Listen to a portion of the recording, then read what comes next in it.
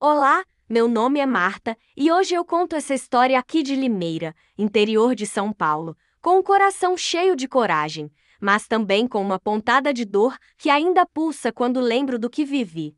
Essa é uma daquelas histórias que a gente esconde por décadas, guardada num canto escuro da alma, porque acredita que ninguém vai entender, que ninguém vai acreditar.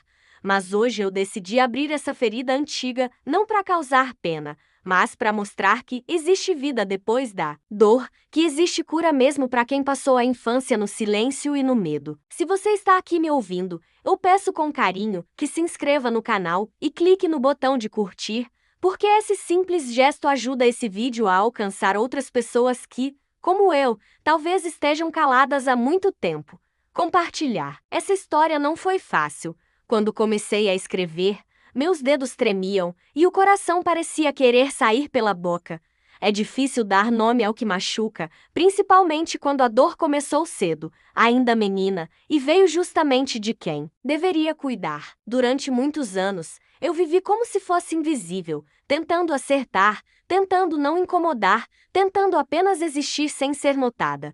Mas o que mais me doía não eram os gritos ou os castigos, era aquele sentimento constante de que minha presença era um erro, de que o mundo teria sido melhor se eu não estivesse ali. Essa sensação, que me acompanhou por toda a vida, foi se enraizando em mim de um jeito que até hoje estou aprendendo a arrancar, aos poucos, com a delicadeza de quem tenta se reconstruir sem se quebrar de novo. Se essa história tocar o seu coração de alguma forma, deixa seu comentário aqui embaixo e me conta de qual cidade você está assistindo. Saber que tem alguém aí do outro lado, ouvindo minha voz, entendendo minha dor, me dá força para continuar, porque quando a gente compartilha o que passou, a gente dá espaço para que outras mulheres também encontrem coragem. Então comenta, curte, compartilha. E acima de tudo, escuta com o coração aberto. Essa não é só uma história sobre sofrimento, é uma história sobre recomeço. E às vezes, é justamente no momento em que a gente se sente mais fraca que começa a nossa maior força. Estava sentada à cabeceira da mesa, como faço todos os domingos, com o avental ainda sujo de farinha e o cheiro do frango assado tomando conta da casa. Minha filha conversava animadamente com o marido sobre a escola das crianças, e meus 2 netos corriam rindo pela sala, como se o mundo fosse só brincadeira e sorvete. Era uma tarde tranquila, daquelas que a gente espera a semana inteira para viver. A toalha xadrez, os talheres gastos, os pratos de louça que foram da minha mãe. Tudo parecia tão em paz, até que ela, minha neta mais velha, com aqueles olhos, grandes e sinceros, se virou para mim e disse: Vó, às vezes eu tenho vontade de falar umas coisas, mas aí eu penso que ninguém vai acreditar. Aquilo entrou em mim como um trovão que estoura o céu num dia claro. Por um segundo, deixei de ouvir as vozes ao redor. O riso do meu neto virou um som distante, as panelas tilintando na pia pareceram desaparecer. Era como se o tempo tivesse parado só para que aquela frase coasse dentro da minha cabeça, puxando com força uma lembrança que eu enterrei tão fundo, que quase consegui convencer a mim mesma de que nunca existiu. Respirei fundo, tentando disfarçar a pontada no peito, e olhei para ela. Tão parecida comigo quando tinha sua idade. Cabelos castanhos com ondas naturais, olhar atento ao que ninguém vê, e aquela coragem contida que só quem carrega muito por dentro sabe cultivar. Tive que sorrir, um sorriso breve, forçado, quase mecânico. Disse apenas: É normal, minha filha. Às vezes a gente acha mesmo que não vai ser compreendida.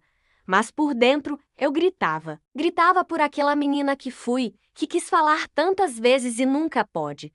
Sente minhas mãos tremerem levemente sobre a mesa. Disfarquei, levando uma delas a taça de suco que não tive coragem de levar à boca. Naquela hora, percebi que algo dentro de mim tinha se mexido.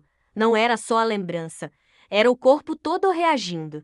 Como se a minha pele tivesse memória própria, como se os ossos sussurrassem histórias que nunca contei a ninguém. Olhei em volta, vi minha filha sorrindo para o marido, ajeitando o cabelo atrás da orelha, tão segura no mundo que construiu.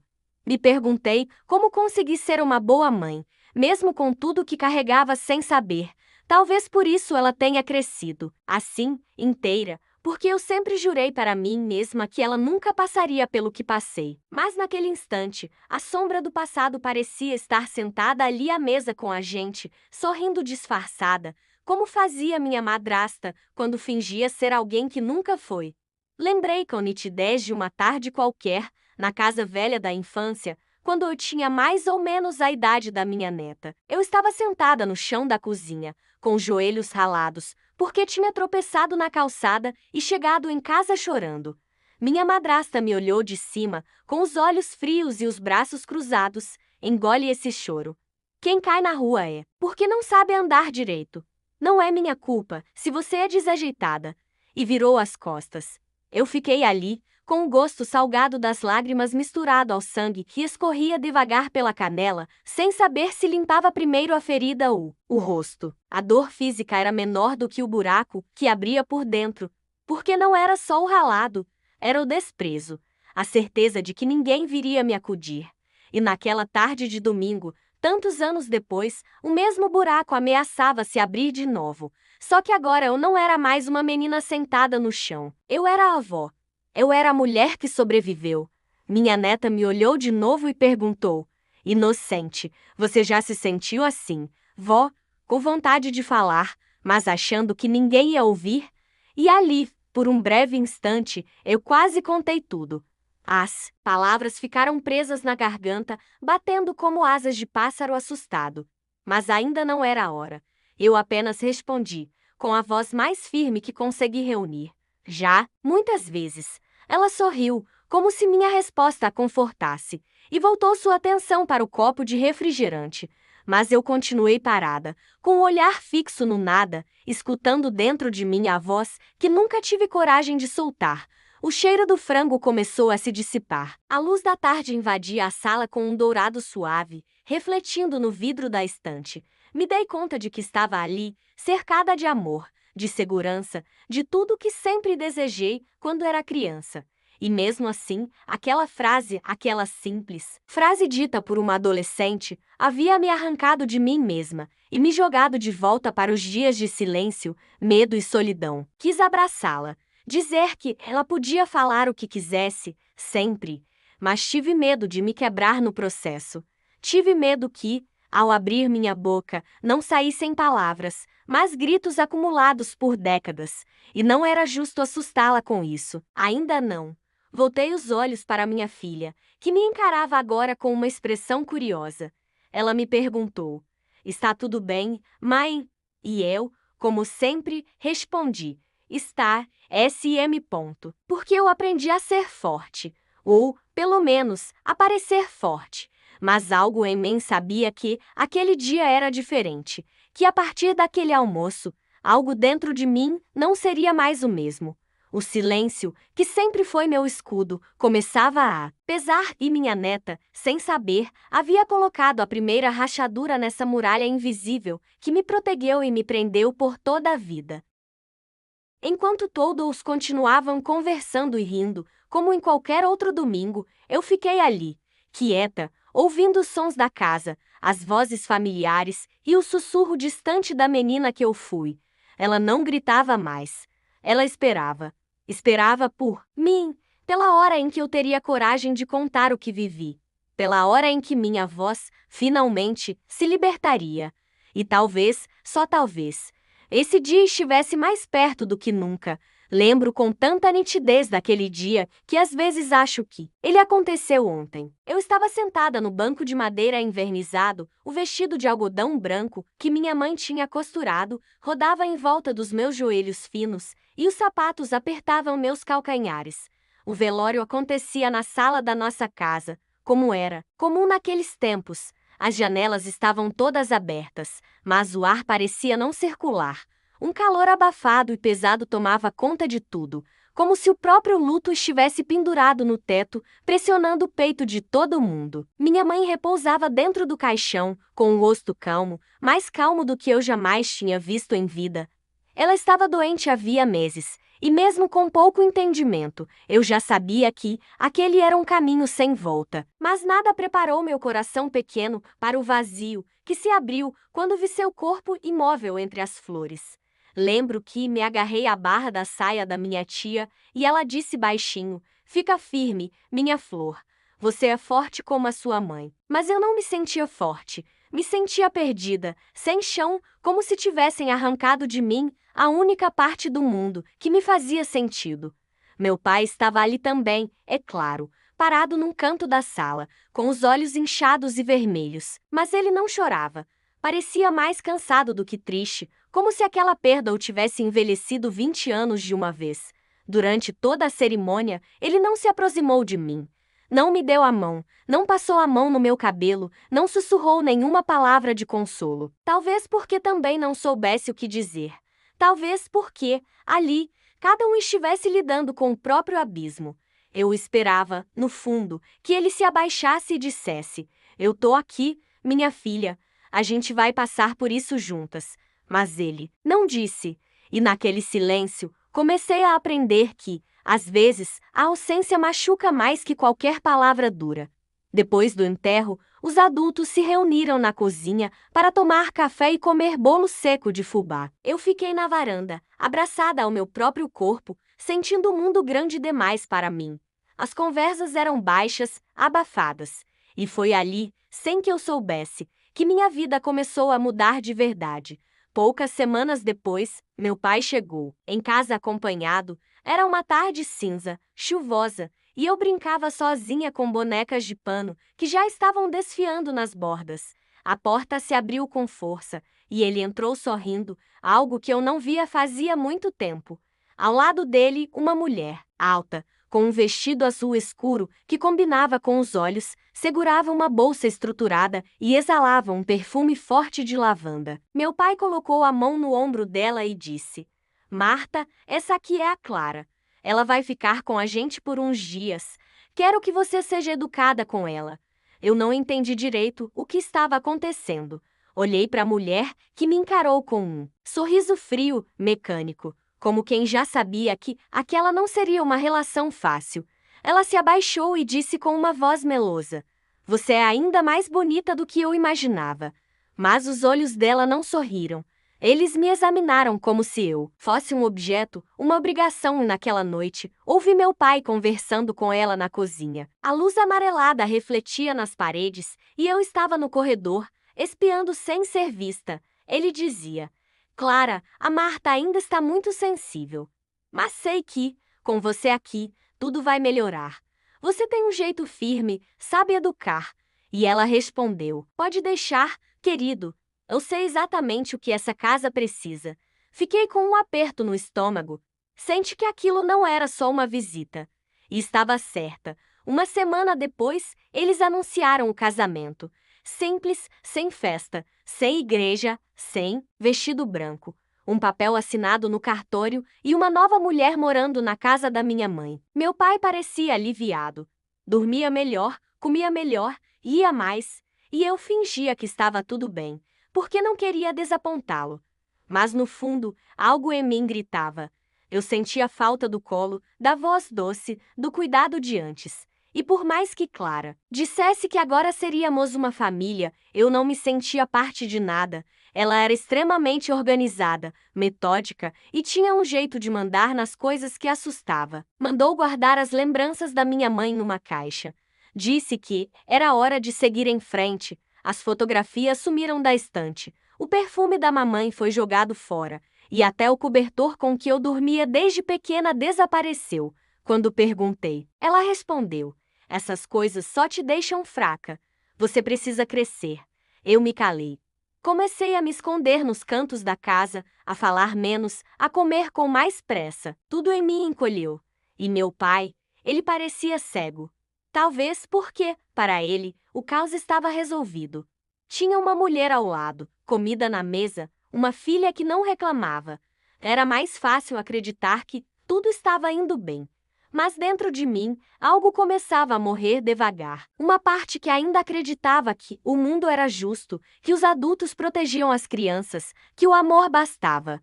Lembro de uma noite em que sonhei com minha mãe me abraçando e dizendo: "Vai passar, minha menina." Só que quando acordei, o quarto estava escuro e Clara havia tirado o abajur da minha mesa. Disse que criança grande não precisava de luz para dormir. Fiquei horas olhando para o teto, com medo de tudo, do escuro, da casa, dela, e desejei, pela primeira vez, desaparecer. A partir dali, eu entendi. Minha vida não seria mais sobre crescer e aprender. Seria sobre sobreviver e esconder Hoje, olhando para trás, vejo que tudo começou naquele velório. Na ausência de um abraço, na pressa de substituir o amor perdido, na solidão que se instalou sem pedir licença. Eu tinha apenas 8 anos, mas fui empurrada para um mundo em que não havia espaço para ser criança. Um mundo onde eu aprenderia, cedo demais, que algumas mulheres não cuidam, controlam, que alguns pais não enxergam, se acomodam, e que algumas dores a gente não grita e engole. E eu engoli, por muito, muito tempo. Lembro de como ela sorria quando tinha plateia. A transformação era quase teatral. Bastava a campainha tocar, ou alguém atravessar o portão para que Clara, a mulher dura, que comandava cada canto daquela casa com pulso de ferro, se tornasse uma dama cortês, gentil e até afetuosa. Era como se ela vestisse um outro rosto, um outro corpo, só para aqueles momentos. Quando as vizinhas vinham trazer pão, ou minha tia aparecia com um pedaço de torta, Clara estendia os braços com um entusiasmo ensaiado e dizia coisas como: "Que bom te ver, minha querida. Senta, vamos tomar um cafezinho." Eu, observando da cozinha ou da escada, ficava confusa. Porque aquela mulher de fala doce e gestos elegantes não se parecia em nada com a que me acordava aos berros, nem com a que arrancava meus brinquedos das mãos dizendo que já estava muito velha para bobagens. Era uma atriz de talento. Tão convincente que, às vezes eu mesma me perguntava se não era loucura minha enxergar as duas versões dela. Certa vez, Dona Ruth, uma vizinha da frente, apareceu, com um bolo de fubá ainda quente. Clara a recebeu com um beijo nas bochechas, riu de uma piada qualquer e me chamou com uma voz melosa que me fez gelar por dentro. "Martinha, querida, vem cá agradecer a Dona Ruth." Eu caminhei até a porta devagar, engolindo em seco. Sabia que minha resposta seria analisada como se eu estivesse diante de um júri. Agradeci, abaixando os olhos, e ouvi Clara dizer para a vizinha: "Essa menina é tão educada, uma bênção. Perdeu a mãe muito cedo, mas está aprendendo a ser uma mocinha forte. Me orgulho dela como se fosse minha." Eu congelei. Aquelas palavras, que poderiam ser bonitas, me cortaram como faca, como se ela quisesse me vestir com uma mentira que ela mesma costurava, linha por linha. Depois que a vizinha foi embora, o bolo ficou na cozinha, intacto. Clara passou por mim e, com os olhos frios, sussurrou: "Nem pense em comer sem minha permissão." A doçura se dissolveu no ar, como açúcar na água, e eu fiquei ali, parada, sentindo o cheiro do fubá e o gosto amargo da mentira que ela contava sobre mim. Com o tempo, aprendi a antecipar as visitas. Bastava ela trocar de roupa sem motivo ou passar batom antes do fim da tarde que eu já sabia. Alguém viria. E junto com a visita, vinha o espetáculo. O tom da voz mudava, o jeito de andar, até a forma como colocava os pratos na mesa. Era uma mulher elegante, generosa, que gostava de contar histórias de família e repetir o quanto que dava bem de mim. Às vezes eu ouvia as pessoas elogiando: "Marta é uma menina de sorte, hein? Sua madrasta é um anjo." Eu queria gritar, queria dizer: "Não é verdade, ela não é nada disso." Mas meus olhos não me obedeciam e minha boca ficava seca. E se eu falasse? Quem acreditaria numa menina tímida contra uma mulher que sabia mentir com tanta graça? Então eu me calava. E com cada silêncio, me encolhia mais um pouco por dentro. O dia que ficou gravado na minha memória como um carimbo em brasa foi quando deixei um copo cair na pia. Não foi de propósito. Eu tinha acabado de lavar a louça do jantar, estava cansada, e minhas mãos escorregaram. O som do vidro quebrando ecoou pela cozinha como um trovão. Clara apareceu na porta no mesmo instante, como se já esperasse por um erro meu. Olhou para os cacos no chão e depois para mim. Sua voz saiu baixa, porém cortante. "Você é mesmo um desastre. Só serve para dar trabalho." Eu abaixei a cabeça, murmurando um desculpa. Mas ela não parou por aí. Pegou um pano de prato e jogou no chão aos meus pés. Limpa isso. Agora. E aprende a fazer as coisas direito. Eu me ajoelhei para juntar os pedaços, sentindo o vidro ameaçar furar meus dedos. E, enquanto limpava, ouvi a campainha tocar. Ela se virou num movimento brusco e, em segundos, seu tom mudou completamente.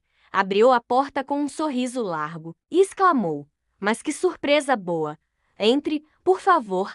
Era a irmã do meu pai. As duas se abraçaram e Clara a conduziu até a sala, oferecendo chá, perguntando dos filhos. Eu fiquei na cozinha, de joelhos, com os olhos ardendo, ainda segurando os cacos. Era como viver num teatro onde o único papel que me cabia era o da sombra. E mesmo que eu quisesse me levantar e mostrar a verdade, algo me impedia. Medo? Sim, mas mais que isso, vergonha. Vergonha de não ter ninguém que me defendesse. Vergonha de saber que, mesmo com toda aquela encenação, meu pai nunca percebia, porque ele não via. Quando chegava do trabalho, ela já tinha servido a janta, arrumado a mesa e sorrido, como se o mundo estivesse em perfeita ordem. Ele a beijava na testa, perguntava se estava tudo bem e ela respondia com aquele tom doce que me arrepiava. "Está tudo ótimo, querido. A Marta está indo muito bem. Se comporta, ajuda, é uma menina tranquila." Eu queria gritar. Queria pegar aquele prato de comida e jogar no chão. Queria fazer algo tão barulhento que o acordasse daquela ilusão. Mas, ao mesmo tempo, temia ainda mais o que aconteceria se eu o fizesse. Porque ele era meu último fio de esperança. E eu sabia, lá no fundo, que se ele não acreditasse em mim, ninguém mais acreditaria. Foi nesse período que comecei a sonhar com uma espécie de fuga. Não uma fuga real, porque eu não tinha para onde ir, nem com quem contar. Era uma fuga interna. Eu me imaginava desaparecendo, sendo outra pessoa, vivendo em outra casa. Criava histórias antes de dormir, em que eu era filha de uma mulher gentil, que me cobria à noite e perguntava como foi meu dia. Nessas histórias, eu respondia sorrindo: "Foi bom, mamãe." E ela ria, dizia que me amava. Eu dormia, chorando quase todas as noites, com o travesseiro úmido e o corpo encolhido, tentando não fazer barulho. Porque se Clara ouvisse, ela viria até meu quarto. E nada do que ela dizia naquela hora era para me consolar. Então eu fui me calando. Aprendi a sorrir na frente das visitas, a dizer obrigada mesmo com a garganta seca, a limpar a casa impecavelmente, só para evitar a raiva dela. Virei a menina obediente, a que ninguém precisa se preocupar. E, por fora, eu era exatamente o que ela queria mostrar ao mundo. Um exemplo de superação, uma menina bem criada pela madrasta perfeita. Mas por dentro, eu era um campo de ruínas, um lugar onde as palavras morriam antes de nascer. Onde o medo crescia como erva daninha, tomando tudo. E o pior de tudo era saber que, do lado de fora, ninguém via. Porque Clara sabia exatamente como sorrir. E eu, infelizmente, sabia exatamente como me calar. Era uma tarde abafada de primavera, o céu carregado de nuvens espessas que pareciam prometer uma chuva que nunca vinha. Lembro que estava sentada no banco de cimento do quintal, com a terra seca sob meus pés e uma folha de caderno no colo, rabiscando figuras que mais pareciam sombras do que desenhos. A casa estava estranhamente silenciosa. Clara havia saído cedo naquela manhã e meu pai não estava se sentindo bem há dias. Tinha passado a noite tossindo, com febre e recusava comida. Eu ouvia os barulhos abafados do quarto dele. Tosses secas e gemidos baixos que me faziam apertar o peito sem entender direito o que estava acontecendo. Eu tinha 11 anos, ainda acreditava que pais eram eternos, que os adultos nunca morriam de verdade e que, de alguma forma, meu pai estaria ali comigo para sempre, mesmo que, nos últimos tempos, sua presença fosse cada vez mais distante. Quando Clara voltou, trazia o semblante mais fechado do que o normal. Entrou pela cozinha sem me olhar, largou a bolsa sobre a mesa com um baque e subiu direto para o quarto. Eu fiquei parada, ouvindo a conversa abafada pela porta entreaberta. Ela dizia: "Já passou da hora de irmos ao hospital. Você não está melhorando e essa menina não pode ficar sozinha se você piorar." Ele respondeu com a voz fraca, arrastada: "Eu só preciso descansar. Isso vai passar. Não gosto de hospital." Clara retrucou, num tom impaciente. Você está empacado nessa cama há 3 dias. Se não levá-lo, a culpa vai cair sobre mim. Eu sabia que ela não estava preocupada com ele, muito menos comigo. Era sempre assim. As palavras dela vinham carregadas de tensão, mas nunca de afeto. Tudo era obrigação, peso, aparência. Aquela preocupação fingida que ela mostrava aos outros simplesmente se desintegrava dentro de casa. No dia seguinte, acordei com a casa ainda mais silenciosa. O som nem tinha aparecido direito e Clara me acordou com um toque seco no ombro. Veste uma roupa. Vamos ao hospital. Seu pai está piorando. Fui sem entender muito. No carro, o rádio tocava uma música que falava sobre saudade e Clara dirigia, com os lábios cerrados, sem dizer uma única palavra. O caminho até o hospital parecia mais longo do que o normal. Eu observava a cidade passando pela janela com uma sensação esquisita no peito, como se algo estivesse prestes a escapar do meu controle. No hospital, meu pai foi levado às pressas para a ilha de emergência. Me deixaram sentada num banco duro de plástico, sozinha, com os pés balançando no ar. Uma enfermeira me ofereceu água, mas recusei. Eu queria entender, queria saber o que estava acontecendo. Queria, mais do que tudo, que alguém me dissesse que meu pai ia sair dali e me levaria de volta para casa. Horas se passaram. Vi médicos, indo e vindo. Vi Clara andando de um lado para o outro no corredor, falando com funcionários e segurando papéis, até que, de repente, tudo ficou mais devagar. Ela veio em minha direção com um olhar que eu nunca tinha visto antes. Um misto de raiva, impaciência e uma estranha tranquilidade. Sentou-se ao meu lado, alisou o vestido com as mãos e disse, sem me olhar nos olhos: seu pai não resistiu. Ele morreu há pouco. Vai ser velado amanhã. A vida é assim. Agora, precisamos ser fortes. Aquelas palavras me atravessaram como uma lança. Eu nem sabia o que significava resistir direito, mas entendi o suficiente para saber que ele não voltaria. Meu mundo inteiro ruiu num instante. Minha garganta fechou, os olhos arderam, e tudo o que consegui perguntar, com a voz embargada, foi: a culpa foi minha. Ela me olhou, e pela primeira vez, vi um traço de desprezo escancarado em seu rosto. Disse com frieza: não fale besteira. Agora vá ao banheiro. Precisamos ir. Não tenho tempo para drama. Naquele dia, algo em mim se partiu de um jeito definitivo. No velório, ela vestia preto da cabeça aos pés, cumprimentava as pessoas com firmeza e mantinha a cabeça erguida como se fosse uma viúva digna de admiração. Eu fiquei num canto da sala, com um vestido que já estava curto e apertado, sem ninguém para segurar minha mão. As pessoas passavam, me olhavam com pena, algumas faziam carinho na minha cabeça e diziam: força, querida, agora você tem a Clara para cuidar de você. Nessas horas, eu apertava os punhos, porque sabiam tão pouco, tão nada. A Clara não cuidava de mim. Ela me controlava. E agora, com meu pai fora do caminho, eu sentia que tudo ficaria ainda pior. E ficou. A partir do dia seguinte, a casa deixou de ter qualquer resquício de acolhimento. Os móveis continuavam no lugar, as cortinas permaneciam nas janelas, mas o ar havia mudado. Clara retirou todas as fotos do meu pai das estantes, esvaziou o guarda-roupa dele em silêncio e disse: não adianta manter o passado empilhado. A vida continua. E, de fato, ela continuou, mas não como antes. O café da manhã, que meu pai insistia em preparar mesmo doente, desapareceu. A comida passou a ser racionada. Eu só podia comer o que ela autorizava, nas horas que ela estipulava. Se demorasse a lavar a louça, era chamada de preguiçosa. Se tirasse nota baixa, era burra. Se perguntasse algo 2 vezes, era tapada. Comecei a andar pela casa como um fantasma, tentando não fazer barulho, tentando não errar, tentando não chamar atenção. Foi nessa fase que eu comecei a falar menos, porque cada palavra que eu soltava podia virar motivo de castigo.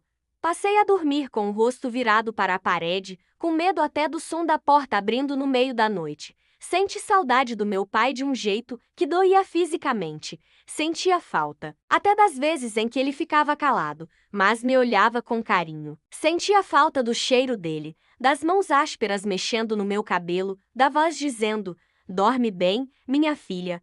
Agora não tinha mais isso. Agora o que eu tinha era o vazio.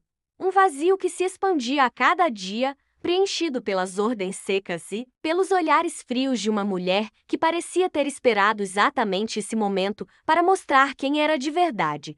E foi assim que, aos 11 anos, eu descobri que o luto não era só pela morte de alguém, era também pela perda de tudo que a gente acreditava que ainda tinha. Eu não chorei no enterro, nem quando cheguei em casa e vi a cama dele vazia, nem quando vi o sorriso satisfeito de Clara, sentada na poltrona dele, como se já fosse dela. Eu chorei sozinha, dias depois, encolhida atrás da porta do quarto, mordendo o braço para não fazer barulho. Porque até meu choro precisava ser invisível. E, no fundo, eu sabia. A partir daquele dia, ninguém mais me protegeria. Eu estava, por minha conta. E Clara finalmente tinha o controle total.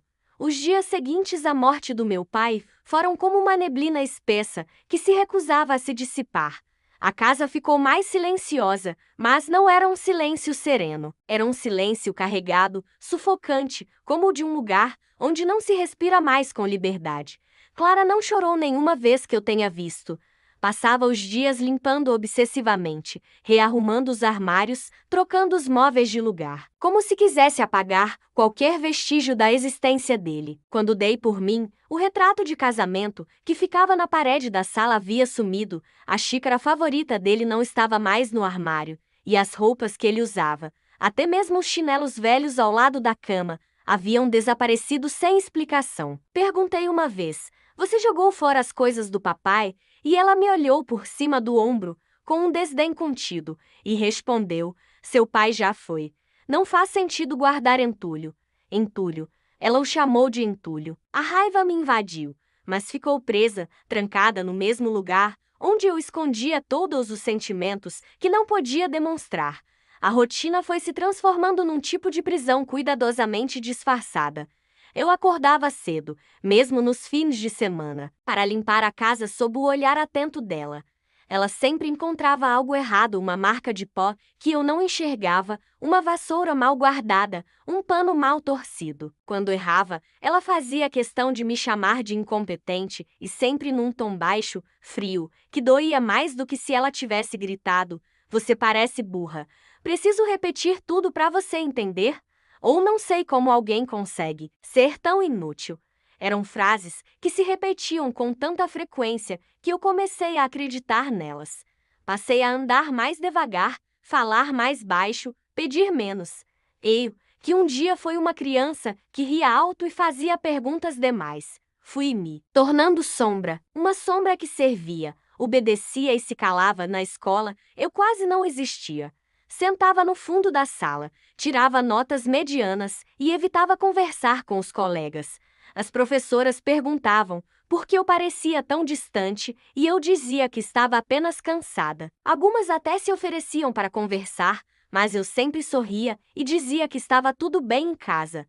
Porque como eu poderia explicar o que se passava entre aquelas quatro paredes? Como explicar que eu dormia com medo do som dos passos de Clara à noite? Que eu comia às pressas para não incomodar?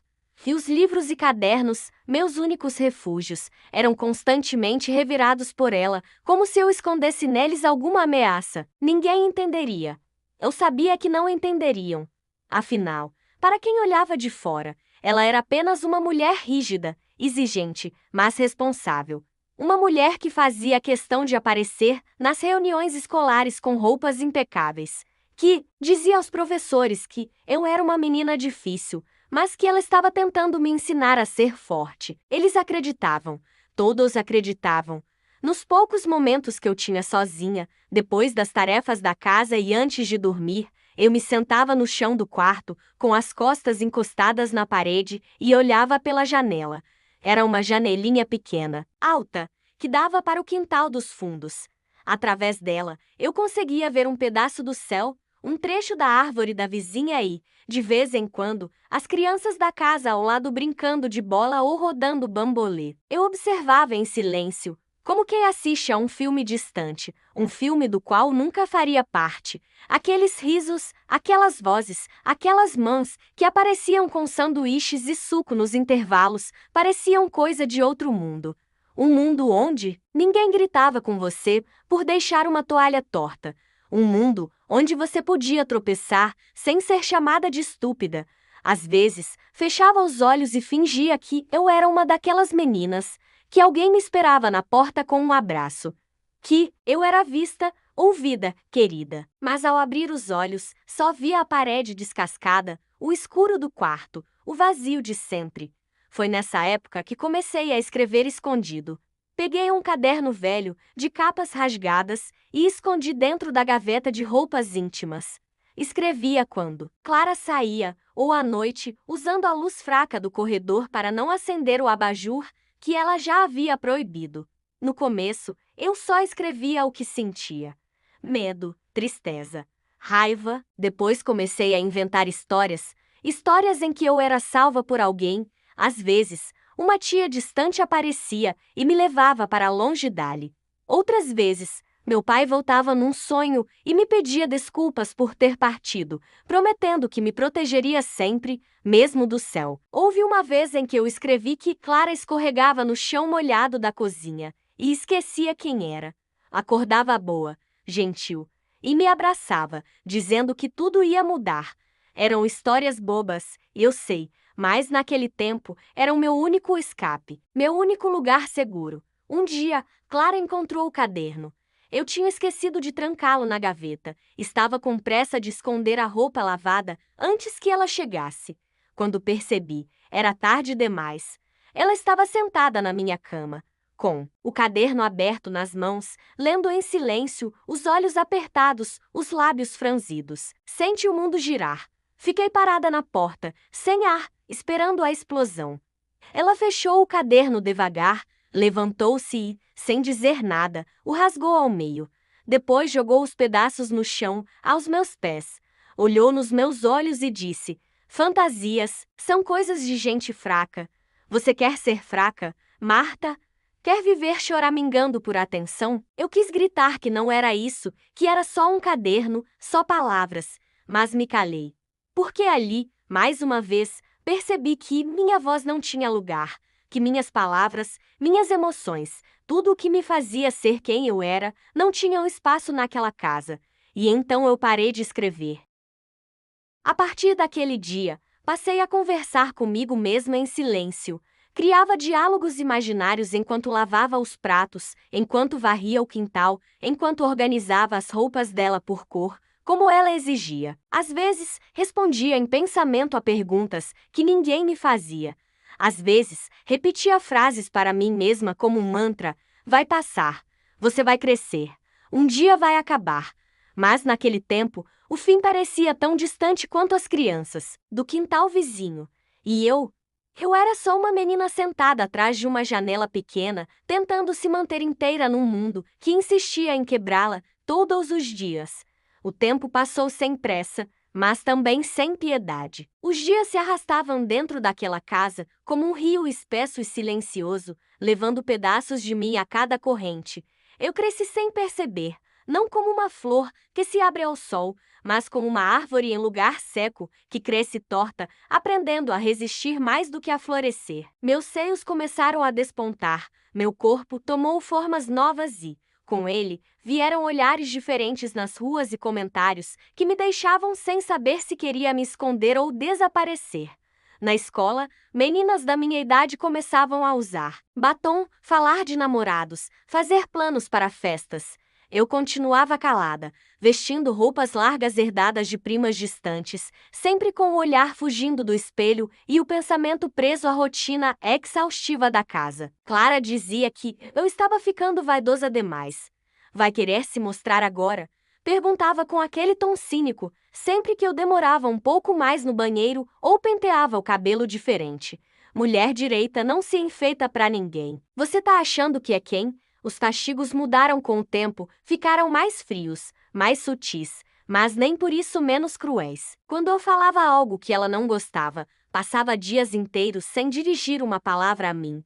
Quando tirava uma nota baixa, ela me fazia copiar páginas inteiras do dicionário, de pé, em silêncio. Uma vez, ousei perguntar por que ela nunca dizia que estava orgulhosa de mim, nem quando eu trazia boas notas ou limpava a casa inteira sozinha. Ela me olhou de cima a baixo, com aquele desprezo que parecia com lado no rosto, e disse: "Você quer um prêmio por fazer o mínimo? Tá querendo. Aplauso agora. Seja grata por ter teto e comida. Tem menina por aí que nem isso tem." Aquilo me calou de novo. E eu me perguntei se sentir dor em silêncio era mesmo a única forma que existia para mim de continuar vivendo. Comecei a entender que, para Clara, minha existência era um fardo. E qualquer demonstração de alegria, leveza ou vontade própria era vista como afronta. Certa tarde, cheguei da escola cansada, o calor grudando nas costas e o estômago roncando. Entrei pela porta da cozinha e fui direto pegar um copo de água. Clara apareceu de repente, como se saísse das sombras, e perguntou o que eu estava fazendo. Respondi, já com medo no peito: "Só peguei água." Ela andou até mim, pegou o copo da minha mão e despejou na pia com firmeza. "Você me pediu permissão. Quem manda nessa casa sou eu. Você entra, tira o uniforme, lava a louça do almoço e depois, se o deixar, cá." Aquilo me humilhou de uma forma que nem sei explicar. A sede que eu sentia era mais do que física. Era como se eu estivesse sedenta de humanidade, de cuidado, de ser olhada como alguém que também existia, que também merecia viver com um pouco de dignidade. Mas a única coisa que recebi foi o som da água escorrendo pelo ralo e a sensação de que, ali dentro, até beber sem permissão era pecado. Foi por essa época que descobri o amor pelos livros da biblioteca da escola. Comecei a emprestar um por semana, às vezes escondia 2 dentro da mochila, com medo de que Clara visse e implicasse. Eu lia nas horas escondidas, principalmente à noite, depois de cumprir todas as tarefas. A luz da cozinha apagada, os sons da rua lá fora e eu, deitada de lado, segurando o livro perto do peito, como se fosse um cobertor. Eram histórias de mundos diferentes, pessoas que falavam com ternura, que sentiam medo e ainda assim eram acolhidas. Personagens que erravam, mas eram perdoados. Era como respirar por alguns minutos, como existir num universo onde eu também teria o direito de ser frágil. Um dia, Clara encontrou um dos livros que eu havia esquecido na mesa. Pegou na mão, folheou com desdém e jogou no chão. Para que isso? Vai querer ser escritora agora. Vive no mundo da lua e depois não sabe nem fritar um ovo. Livro não enche barriga. Vai arrumar o banheiro. A raiva crescia em mim como um espinho que se recusa a sair. Mas junto com ela vinha também o medo. Um medo que não tinha nome, só forma. A forma de Clara se aproximando quando eu errava. A forma do corredor escuro à noite. A forma do grito preso na garganta quando ouvia as chaves girando na porta. Comecei a perceber que meu corpo não reagia mais como antes. Eu suava frio sem motivo, esquecia palavras simples, sentia o coração disparar por qualquer barulho inesperado. Às vezes, tremia as mãos sem saber por quê. Era como se meu corpo estivesse cansado de viver sempre em alerta, sempre à espera do próximo golpe. Ainda que ele não fosse físico, fosse apenas um olhar, uma frase cortante, uma indiferença gelada algum dia. Tomei coragem para escrever uma carta. Não uma carta real, com remetente e destino, mas uma carta de mim para alguém que pudesse me ouvir. Escrevi num caderno velho, com a letra apertada e tremida, dizendo tudo o que sentia. Que tinha medo de dormir, medo de crescer, medo de não sair nunca daquela casa. Que às vezes pensava que, se sumisse, ninguém sentiria falta. Que queria fugir, mas não tinha para onde. Que desejava ser vista, lida, acreditada. Guardei a carta dentro de um livro, escondida entre as páginas. Foi minha primeira tentativa de gritar, mesmo que em silêncio. Mas nunca tive coragem de mostrar para ninguém. Era só um desabafo jogado no papel, uma tentativa de não enlouquecer. E naquela época, só isso já era muito. No fim do ano, tive uma das maiores decepções que poderia imaginar. A escola faria uma apresentação de encerramento. As alunas do 8º ano fariam uma peça, e eu fui escolhida para recitar um texto. A professora disse que minha leitura era bonita, que eu tinha expressão. Fiquei feliz, nervosa, mas esperançosa. Pela primeira vez, teria algo para mostrar, algo que talvez pudesse deixar Clara orgulhosa, mesmo que por um instante. Cheguei em casa, contei para ela, esperando, nem que fosse um sorriso. Mas ela cruzou os braços e disse: "E eu vou perder meu tempo indo ver isso? Você acha que alguém se importa? Se tiver louça suja, é melhor voltar direto para casa." E virou as costas. Eu fui à apresentação mesmo assim. Fiz o que tinha que fazer com o coração na boca e os olhos procurando no fundo da plateia um rosto que não estava lá. Voltei para casa a pé, com o uniforme suado e o texto amassado na mochila. Ao entrar, ela nem levantou os olhos. E naquele momento, percebi que crescer daquele jeito não era amadurecer. Era endurecer. Era me tornar resistente por necessidade, não por escolha. E eu, que ainda era só uma menina tentando ser amada, já carregava o peso de um mundo inteiro nas costas. Meus 18 anos chegaram sem festa, sem bolo, sem qualquer tipo de celebração. Clara sequer me olhou nos olhos naquele dia. Deixou uma pilha de roupas para eu passar e saiu para visitar uma amiga, como se nada em mim tivesse mudado, como se a data, que marcava oficialmente o fim da minha infância, fosse apenas mais um número irrelevante. Eu passei a tarde inteira de pé, com o ferro quente na mão, olhando pela janela e me perguntando quanto tempo mais suportaria aquela existência sem cor, sem toque, sem afeto. Já não era mais uma menina. Meu corpo era de mulher, minha mente estava cansada, e meu coração havia aprendido a se proteger por conta própria. Eu sonhava em sair dali, mas não tinha para onde ir. Não havia tios dispostos a me acolher, nem amigos que conhecessem de verdade minha vida. Eu era, acima de tudo, invisível. Invisível e solitária. Foi nessa época que conheci Carlos. Ele trabalhava numa oficina mecânica perto do colégio, onde eu fazia o supletivo à noite, e um dia me ofereceu carona, quando me viu voltando a pé, com os livros apertados contra o peito e o rosto suado pelo calor de fim de tarde. Aceitei com hesitação, mas ele foi gentil. Não perguntou nada de imediato, apenas falou sobre o calor, sobre o trânsito e sobre como a vida andava corrida. Nos dias seguintes, ele apareceu outras vezes, sempre oferecendo uma carona, sempre com o mesmo jeito calmo e observador. Aos poucos, começamos a conversar. Ele me ouvia como ninguém jamais tinha ouvido.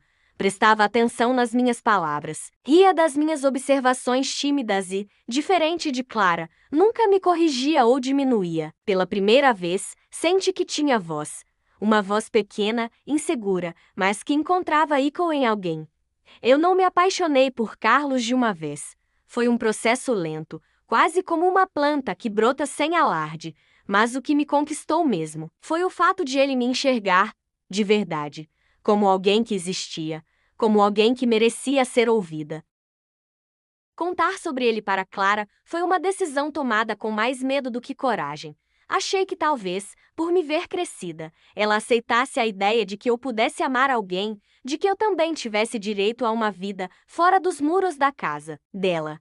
Esperei o momento certo, escolhi as palavras, respirei fundo e disse que estava conversando com um rapaz que era respeitador, trabalhador e que me fazia bem. Ela me olhou, como se eu tivesse acabado de dizer a coisa mais absurda do mundo. Você? Ela riu com escárnio. Você acha que algum homem quer uma menina como você?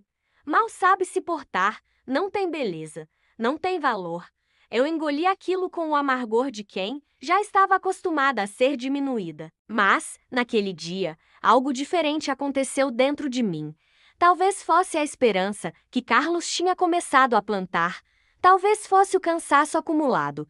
Mas eu não respondi. Não chorei. Apenas me levantei da mesa e fui para o quarto. E, naquela noite, dormi com a certeza de que minha vida precisaria mudar com ela ou sem ela. Poucos meses depois, Carlos me pediu em namoro e, mesmo com todo o medo, aceitei. Escondemos o relacionamento até onde deu. Eu dizia que ia estudar, e ele me esperava na esquina. Conversávamos por horas, sentados em bancos de praças pouco iluminadas, e eu lhe contava sobre meu passado aos poucos, testando suas reações, medindo seu silêncio. Ele nunca demonstrou julgamento, nunca tentou apressar minha dor, apenas segurava minha mão e dizia: "Você não merece ter passado por nada disso, mas merece tudo daqui para frente." Com o tempo, aquela frase virou minha âncora. Foi ele quem me ajudou a encontrar um trabalho, em meio período, em uma loja de tecidos. O salário era pouco, mas pela primeira vez na vida, eu ganhava meu próprio dinheiro, e com ele, comprei um par de brincos pequenos, dourados, que guardei como um símbolo de que, mesmo pequena, eu podia ter escolha. A decisão de sair de casa foi tão difícil quanto inevitável. Não teve briga, não teve grito, apenas uma madrugada, em que esperei Clara dormir, arrumei minha pequena mala com 2 trocas de roupa e meus livros e saí pela porta dos fundos, sem olhar para trás. Deixei um bilhete curto sobre a cama. Eu fui viver. Não porque achava que ela sentiria minha falta, mas porque eu precisava dizer, em palavras, o que ela sempre negou a mim, que eu era capaz de viver. Carlos me recebeu de braços abertos. Alugamos um quartinho simples, com paredes finas e móveis emprestados. A primeira noite dormi sem medo, mesmo com o colchão duro e o barulho dos vizinhos. Ali, naquele espaço pequeno, tive a primeira sensação de liberdade da minha vida. Não foi mágica, não foi um conto de fadas, mas foi real. Era minha escolha, e isso fazia toda a diferença. Com o tempo, construímos uma rotina. Ele ia cedo para a oficina, eu para a loja. À noite, fazíamos arroz, feijão e um ovo frito que comíamos sentados no chão, rindo das dificuldades. Eu aprendi a confiar, mas demorou. Muitas vezes me pegava pensando que algo ruim estava prestes a acontecer, como se felicidade não fosse algo feito para mim. Mas Carlos me abraçava nesses momentos e dizia: "Não precisa ter medo. Ninguém vai te machucar mais." Era difícil acreditar, mas aos poucos comecei a permitir que o amor me curasse. Quando me vi grávida, tremi. O teste positivo nas mãos me fez reviver tudo o que passei. Tive medo de repetir erros, de não saber ser mãe, de falhar com aquela vida que crescia em mim, mas também senti, pela primeira vez, um tipo de esperança diferente. Uma esperança que vinha de dentro, que batia junto com o coração do meu filho. Quando minha filha nasceu, me prometi que ela nunca passaria pelo que eu passei, que ela cresceria ouvindo "eu te amo", sendo abraçada sem motivo, recebendo colo nos dias ruins. E até hoje, cumpro essa promessa com tudo o que tenho. Clara nunca conheceu minha filha, nunca soube seu nome. Não porque eu a odeie, mas porque eu escolhi a paz, escolhi quebrar o ciclo, escolhi dar à minha filha tudo o que me foi negado.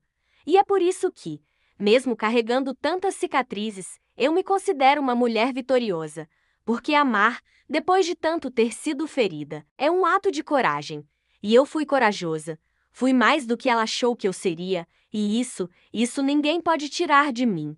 Era um domingo calmo, desses em que o sol entra pela janela sem pedir licença e a casa cheira a café coado na hora. Meus netos estavam brincando no quintal, rindo alto como se o mundo fosse só alegria, e minha filha estava na cozinha, cortando legumes para o almoço. O rádio tocava uma música antiga que eu reconhecia da infância, daquelas que meu pai ouvia, baixinho nas manhãs de domingo antes da missa. Eu estava sentada na cadeira de balanço, observando a cena como quem assiste a um filme bonito, mais distante. Às vezes, ainda me pegava assim, olhando tudo com um certo receio de me permitir sentir plenamente. Era como se, mesmo depois de tudo que construí, eu ainda tivesse medo de que a felicidade escorresse por entre os dedos, como areia fina. Meu corpo já tinha rugas, meus cabelos estavam prateados, mas dentro de mim ainda existia uma menina assustada que, por anos, não soube o que era amor seguro. Foi quando minha neta mais velha, de 16 anos, entrou na sala, jogou o corpo no sofá com aquele jeito desajeitado da adolescência e soltou, quase como um desabafo: "Às vezes eu fico com tanta coisa aqui dentro, vó, mas aí eu penso que ninguém vai acreditar. Então eu fico quieta." Aquilo me atingiu com uma força que não sei descrever. Meu coração deu um salto, minhas mãos suaram instantaneamente e minha visão ficou turva por um segundo. Era como se eu tivesse sido transportada no tempo, arrastada de volta àquela mesma idade, a mesma sensação, a mesma impotência. Vi a mim mesma diante de Clara, tentando falar, tentando explicar, tentando ser ouvida. E sendo silenciada, eu olhei para minha neta e por um momento não vi apenas ela, vi todas as versões de mim mesma que se calaram por medo, vergonha ou desespero. Minha filha percebeu meu silêncio repentino, virou-se com a faca ainda na mão e perguntou: Tá tudo bem, mãe? Eu balancei a cabeça afirmativamente, tentando sorrir, mas minha voz demorou a sair. Havia um nó antigo na garganta, daqueles que não se desmancham com chá nem com abraço. Minha neta continuou olhando para o teto, distraída, sem saber o impacto das próprias palavras. Mas eu sabia o peso que aquela frase carregava. Sabia o quanto pode doer sentir que a própria dor não vale ser compartilhada. Respirei fundo, o coração batia rápido demais para minha idade, mas havia algo diferente ali. Pela primeira vez, em muito tempo, senti que talvez fosse a hora. Não por mim, mas por ela, para que ela soubesse que não estava sozinha, para que ela não se tornasse uma versão minha no futuro, cheia de silêncios que sangram por dentro.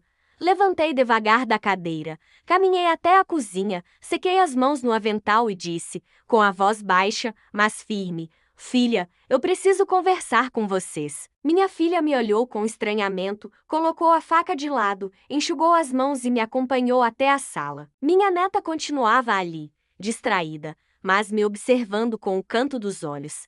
Sentei entre as duas, senti minhas pernas tremerem levemente. Meus dedos se entrelaçaram sozinhos no colo, como sempre faziam quando eu estava nervosa. Olhei para elas e disse: Eu sei como é ter medo de falar. Eu vivi assim por muitos anos, desde criança. O silêncio que se fez naquela sala foi espesso, quase tangível. As duas me olhavam agora com atenção plena, como se algo dentro delas dissesse que aquilo não era só uma conversa qualquer. Continuei. Contei sobre minha mãe, sobre a morte dela, sobre a chegada de Clara e o modo como minha vida mudou da noite para o dia.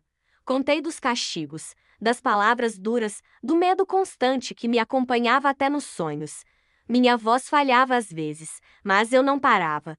Era como se as palavras estivessem esperando há décadas para serem ditas, como se aquele momento fosse o único espaço seguro que eu tivera na vida para deixar tudo sair. Vi os olhos da minha filha se encherem de lágrimas quando falei das humilhações, da solidão, da fome, da carta que escrevi e nunca enviei. Vi minha neta arregalar os olhos quando mencionei a vez em que Clara rasgou meus livros e disse que eu era inútil. Quando terminei, estava em silêncio novamente. Mas não era o silêncio de antes. Era um silêncio cheio de presença, de escuta, de amor. Minha filha segurou minha mão com força e disse, chorando: Mãe, por que você nunca me contou isso? E eu, com um sorriso triste, respondi: Porque passei tanto tempo tentando esquecer, que achei que se eu enterrasse fundo, pararia de doer. Mas a dor enterrada não morre, ela cresce por dentro. Ela me abraçou forte. Um abraço que dizia tudo o que palavras não alcançam. Minha neta veio logo depois, me abraçando pelos ombros, e disse: Vó, você é tão forte, eu nunca imaginaria. E eu, segurando as mãos delas, falei: Eu não contei antes, porque não queria que vocês me vissem quebrada. Mas hoje eu entendo que a força está justamente em não esconder as rachaduras. A partir daquele dia, algo dentro de mim mudou, não apenas por ter contado, mas por ter sido ouvida, vista, acolhida. Minha filha me incentivou a buscar ajuda, e eu aceitei. Iniciei um processo de terapia com um certo receio, mas logo percebi que aquele espaço era necessário. Ali, pude reviver cada momento com a segurança de quem não está mais sozinha. Pude chorar sem medo de ser interrompida. Pude me reencontrar com aquela menina que, por tanto tempo, ficou trancada dentro de mim, esperando que alguém a visse. A terapia me ensinou que minha dor não era exagero, que meu silêncio não era covardia, que meu corpo não precisava mais viver em estado de ALT.HUJI, Posso dizer que sou outra. Não porque o passado deixou de doer, ele ainda dói em dias de chuva, em músicas antigas, em palavras que me lembram dela.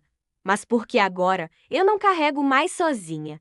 Agora eu sei que minha voz tem lugar, que minha história importa, que minhas filhas e netas merecem conhecer a verdade para que nunca jamais repitam o que vivi. E tudo começou naquele domingo, com uma frase solta no ar, com uma adolescente inquieta, com uma avó cansada de se calar, com um gesto simples de coragem que, ao ser compartilhado, virou cura. Porque é assim que se rompe um ciclo, abrindo a boca, abrindo o peito, abrindo espaço para a luz entrar. E naquele dia, pela primeira vez em muito tempo, eu senti que havia sol também dentro de mim.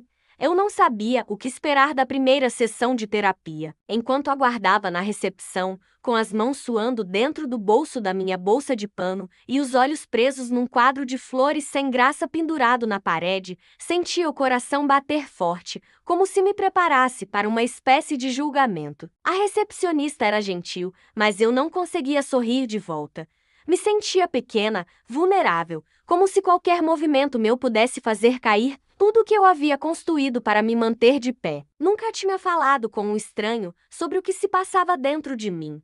Sempre fui ensinada a esconder, a não incomodar, a ser discreta, a segurar a dor para não perturbar o mundo dos outros. Por isso, naquele instante, mesmo com minha filha, ao meu lado me incentivando com um olhar calmo e amoroso, meu corpo inteiro parecia dizer: volta para casa, Marta, volta pro silêncio, é mais seguro lá. Quando a porta da sala se abriu e a terapeuta chamou meu nome com um sorriso sereno, levei alguns segundos para me levantar. Meus joelhos doíam, não apenas pela idade, mas pela tensão acumulada. Caminhei até a sala com passos curtos, como quem entra num lugar sagrado. Sentei-me na poltrona indicada e respirei fundo. A terapeuta era uma mulher de voz tranquila, cabelos presos em coque e olhos de quem escutava de verdade. Ela não me perguntou de cara o que me trouxe ali, nem pressionou para que eu começasse a falar. Apenas disse: esse espaço é seu, pode usar como quiser. A gente vai no seu tempo. Aquela frase me pegou de surpresa. Seu tempo. Eu não sabia o que era isso.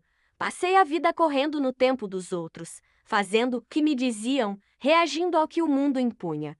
Nunca tive tanto voo. Nem quando era criança, nem quando virei mãe, nem quando sobrevivia em silêncio. Engoli em seco e abaixei os olhos. Tentei dizer algo, qualquer coisa, mas a garganta travou. Ela esperou, em silêncio, sem pressa, e o silêncio dela, ao contrário de tantos que me machucaram ao longo da vida, era um silêncio bom, um silêncio de quem permite, de quem acolhe. E então, sem que eu tivesse planejado, os olhos se encheram de lágrimas. Não era choro bonito, contido, era aquele choro feio, descontrolado, de quem guardou muito por tempo demais. Meus ombros tremiam, o peito arfava, e eu mal conseguia respirar. Ela me estendeu uma caixa de lenços e apenas disse: pode deixar sair. Você segurou isso por muito tempo, e foi exatamente isso que eu senti, que, pela primeira vez, eu não precisava fingir que estava bem, que eu podia desmontar ali, naquele espaço, sem ser julgada, sem ser interrompida, sem ser chamada de fraca. E eu chorei. Chorei até me esvaziar, até a dor adormecida em cada canto do meu corpo começar a respirar com um pouco mais de leveza. Depois disso, comecei a falar, primeiro aos pedaços. Frases desconexas, como se tateasse no escuro as palavras certas. Falei da minha mãe, da sua morte, da chegada de Clara, do jeito como ela apagou tudo o que minha mãe havia sido. Falei da primeira vez que ela me chamou de inútil, do copo quebrado, do castigo de copiar palavras, da fome, do medo, das noites em que eu chorava baixinho para não ser ouvida. A terapeuta escutava sem interromper. Às vezes fazia uma pergunta simples, outras vezes apenas balançava a cabeça, como quem dizia: eu estou aqui. E isso bastava. Nas sessões seguintes, foi contando mais. Contei das cartas que escrevi e nunca enviei, dos livros que me salvaram, da fuga silenciosa que me levou até Carlos, do pavor de não saber se seria uma boa mãe. E, Aos poucos, comecei a perceber algo que eu nunca tinha entendido antes, que nada daquilo foi culpa minha. Foi ela quem me disse, num dia qualquer, com um tom firme e ao mesmo tempo cheio de doçura: você era uma criança. Tudo o que você queria era amor. Você sobreviveu. E isso, Marta, não é fraqueza, é força. Eu quis acreditar na hora, mas a frase reverberou por dias dentro de mim. Era estranho pensar em mim como alguém forte. Eu sempre me vi como alguém que aguentava, que suportava, mas nunca como alguém corajosa. Até então, minha coragem era silenciosa demais para que eu a reconhecesse. Mas ali, sentada naquela poltrona semana após semana, fui redescobrindo partes de mim que ficaram enterradas por décadas. Lembranças que antes doíam como faca começaram a se transformar em aprendizado. Em cada sessão, eu deixava um pouco do peso no chão e saía dali mais leve, mesmo que só por algumas horas. Houve um dia, em especial, que me marcou profundamente. Estávamos falando sobre perdão. Eu disse que não sentia ódio de Clara, mas que também não sabia se era capaz de perdoá-la. Ela me olhou nos olhos e disse: perdoar não é aceitar, nem esquecer. É entender que aquilo não define mais quem você é. Aquilo me atingiu como um raio. Eu havia passado a vida tentando não ser como ela, tentando provar que era diferente. Mas, sem perceber, ainda era prisioneira das palavras dela.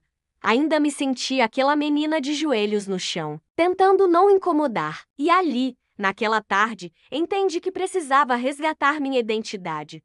Não só como sobrevivente, mas como mulher inteira. Como alguém que tem valor, que tem direito a existir sem medo, que pode errar, pode querer, pode viver. E, pela primeira vez, comecei a pensar em mim com ternura. Minha filha notou a diferença em pouco tempo. Disse que eu estava mais leve, que sorria com mais facilidade, que falava do passado sem a sombra no olhar. Meus netos passaram a me ver com outros olhos também. Eu brincava com eles com mais liberdade, sem o medo constante de estar errando, de não ser boa o suficiente. A cada passo que eu dava, era como se a menina dentro de mim, aquela que se escondia atrás das cortinas da sala, começasse a andar ao meu lado, de mãos dadas. E eu dizia a ela, mentalmente: agora você está segura.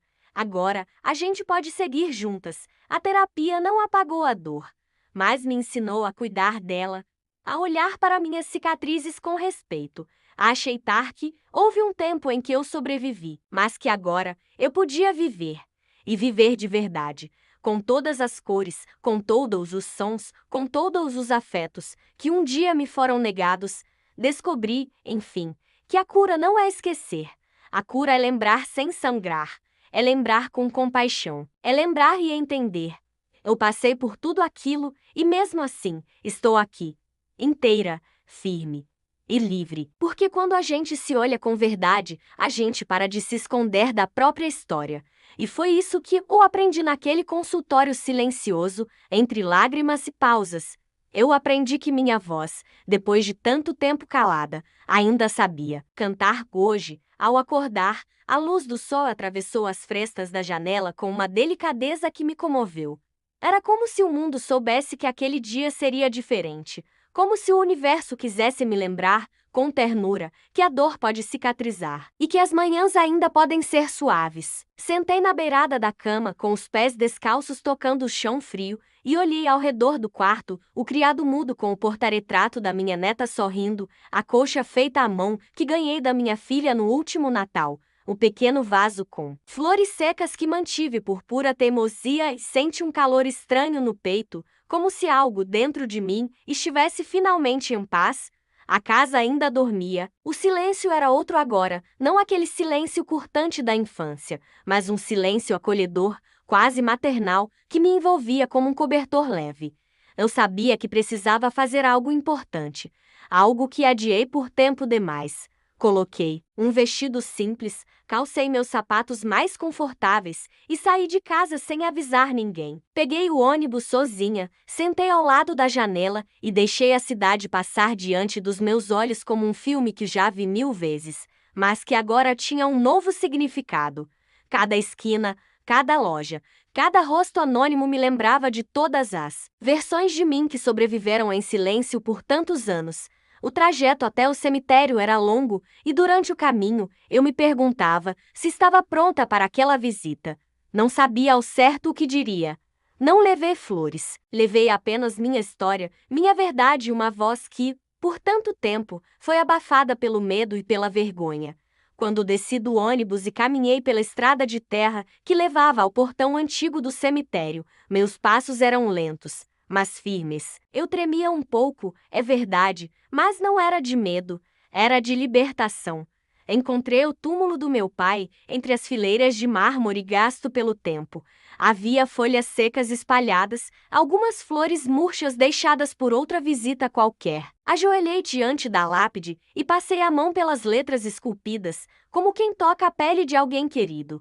Oi, pai, comecei, com a voz trêmula, mas clara. Demorou, né? Eu sei, mas hoje eu vim. Um silêncio grosso me envolveu, e por um segundo pensei que não conseguiria continuar, mas respirei fundo e deixei que tudo saísse, como se ele estivesse realmente ali, como se pudesse me ouvir de algum lugar além da matéria. E eu passei por tanta coisa depois que você se foi, tanta coisa que eu nunca te contei, tanta coisa que você nunca viu. E eu te culpei, sabia? Por não ter ficado, por não ter me protegido, por ter deixado ela fazer o que fez comigo. Mas hoje eu entendo. Entendo que você também estava perdido, que talvez você também tenha sofrido nas mãos dela, que a morte te levou antes que você pudesse fazer diferente. Lágrimas começaram a escorrer, silenciosas, e eu não as impedi. Eu fiquei sozinha, mas sobrevivi. Eu me tornei mulher, me tornei mãe. E, pai, eu fui uma boa mãe. Dei à minha filha tudo o que sonhei receber. E agora tenho netos. E eles são lindos, barulhentos, cheios de vida. Eles correm pela casa, fazem bagunça, derrubam suco na mesa e sabem que, mesmo quando erram, são amados. Eles não têm medo. E isso, pai, é a minha maior vitória. Coloquei a mão sobre o peito, sentindo meu coração bater como um tambor calmo. Hoje eu não vim aqui para te cobrar nada. Vim para te contar que estou bem, que a dor virou ponte, que o silêncio virou voz, e que, mesmo com todas as feridas, eu encontrei paz. Talvez não uma paz constante, mas uma que aparece cada vez com mais frequência. Fiquei ali por alguns minutos, em silêncio, ouvindo o vento balançar as árvores e os pássaros cantarem ao longe. Levantei com calma, ajeitei a barra do vestido e, antes de ir, sussurrei: agora pode descansar em paz, pai. Porque eu também comecei a descansar. Ao sair do cemitério, senti um alívio tão intenso que mal consegui explicar. Era como se eu tivesse deixado ali, naquele chão de terra e memórias, os últimos vestígios do medo que me acompanhou por tantos anos. Voltei para casa mais leve.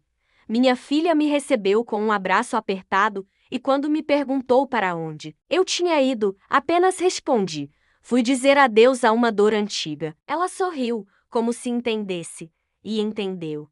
Porque, de alguma forma, as dores, quando são nomeadas, se tornam mais fáceis de compartilhar. E quando são compartilhadas, perdem a força de nos esmagar. Nos dias seguintes, recebi um convite inesperado. Uma escola da cidade estava promovendo uma roda de conversa com mulheres da terceira idade sobre histórias de superação. Minha filha, sem me avisar, havia falado com uma amiga professora e sugerido meu nome. No começo, hesitei, falar para estranhos o que levei uma vida inteira para contar à minha própria família, mas depois pensei em quantas Martas podem existir por aí. Quantas meninas sentadas em corredores escuros, com medo de falar, achando que ninguém vai ouvir. E então aceitei. Preparei meu relato com calma, escrevendo à mão em um caderno novo. Na tarde do evento, sentei diante de 30 mulheres de olhares atentos e contei minha história sem tremer. Quando terminei, algumas choravam. Outras se levantaram para me abraçar. E uma delas disse: você disse tudo o que eu sempre quis dizer, mas nunca consegui. Naquele instante, soube que minha voz tinha encontrado seu lugar no mundo. Hoje, minha vida não é perfeita. Tenho dores nas costas, saudades que ainda apertam, noites em que a memória insiste em revisitar lugares sombrios. Mas não sou mais refém do passado, sou testemunha da minha própria resistência. E, mais do que isso, sou prova viva de que é possível quebrar o ciclo. De que a voz, mesmo quando silenciada por anos, pode voltar a ecoar com força. De que não há idade para recomeçar, para reconstruir, para dizer: agora é diferente. E se você, que me ouve, carrega um silêncio dentro de si, quero que saiba que a saída pode doer no começo, pode parecer impossível, mas há um lugar dentro de você que ainda pulsa, que ainda quer viver. E essa voz, mesmo baixa, mesmo ferida, merece ser ouvida, porque foi essa voz que me salvo, foi ela que me trouxe até aqui. E hoje, quando olho para minha história, não vejo só dor, vejo coragem, vejo o renascimento, vejo uma mulher inteira, firme e livre. Enfim, livre,